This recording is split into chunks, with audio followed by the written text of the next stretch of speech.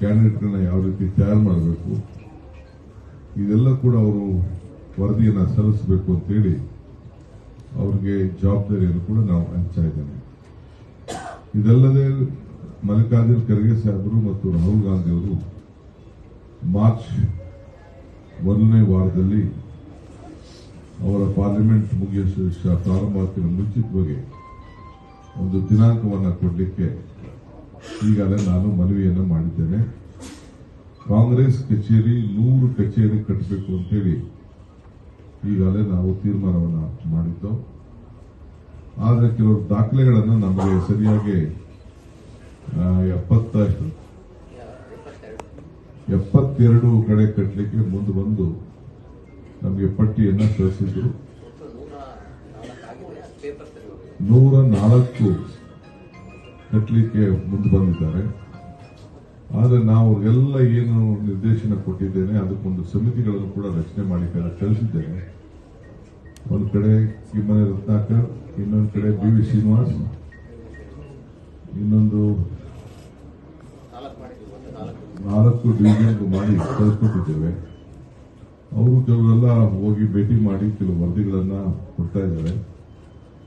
ನಾನು ಈ ಮಾಧ್ಯಮದ ಮುಖಾಂತರ ಹೇಳಲಿಕ್ಕೆ ನಾನು ಬಯಸ್ತೇನೆ, ಕಾಂಗ್ರೆಸ್ ಹೆಸರಲ್ಲಿ ರಿಜಿಸ್ಟರ್ ಆಗಲಿಲ್ಲ ಅಂದ್ರೆ ಯಾವ ಪ್ರಾಪರ್ಟಿಗೂ ನಮ್ಮ ನಾಯಕರುಗಳ ಕೈಯಲ್ಲಿ ಫೌಂಡೇಶನ್ ಹಾಕ್ಸೋದಿಲ್ಲ.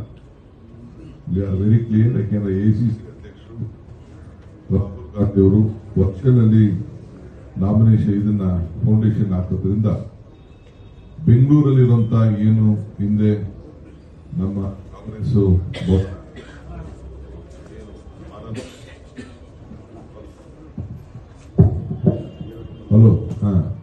ಬೆಂಗಳೂರಲ್ಲಿರುವಂತಹ ಆನಂದರಾವ್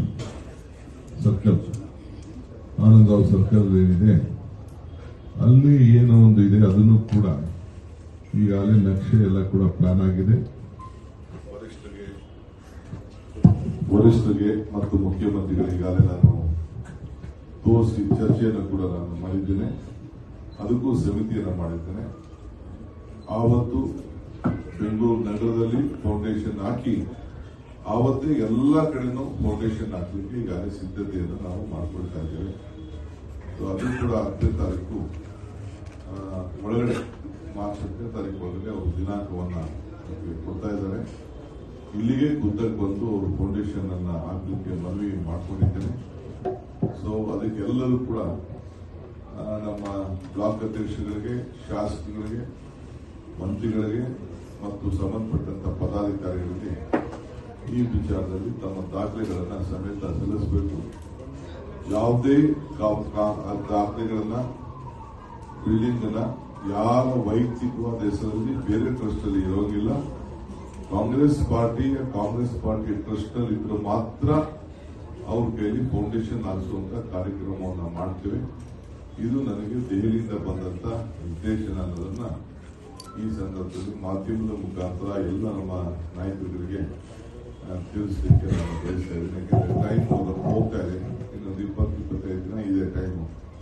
ಅಷ್ಟರೊಳಗಡೆ ಈ ಕೆಲಸ ಎಲ್ಲ ಮುಗಿಬೇಕು ಅಂತ ಹೇಳಿ ಎಲ್ಲರೂ ಕೂಡ ನಾನು ಪ್ರಾರ್ಥನೆ ಮಾಡಬೇಕು. ಯಾಕೆಂದ್ರೆ ಗಾಂಧಿ 100 ವರ್ಷ ಆಯಿತು ಅಧಿಕಾರ ಕಾಂಗ್ರೆಸ್ನ ನಾಯಕತ್ವವನ್ನು ವಹಿಸಿಕೊಂಡು.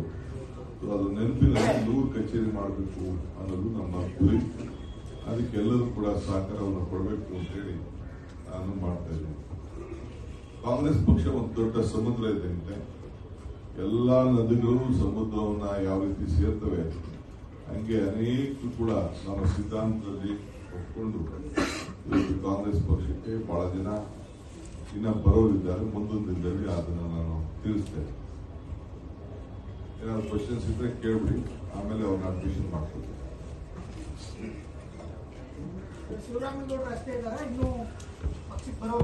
ದೊಡ್ಡ ಪಟ್ಟಿ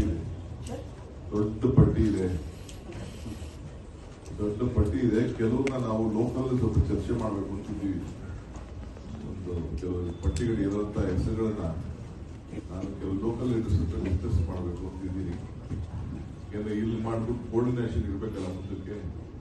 ಇವರಿಗೆಲ್ಲ ಲೋಕಲ್ ಅವರೆಲ್ಲ ಸಮ್ಮತಿ ಕೊಟ್ಟಿದ್ದಾರೆ. ಇವರೆಲ್ಲ ಬೇರೆಯವರು ಹತ್ರ ಕೂಡ ನಾನು ಸ್ವಲ್ಪ ಲೋಕಲ್ ಲೀಡರ್ಸ್ ಹತ್ರ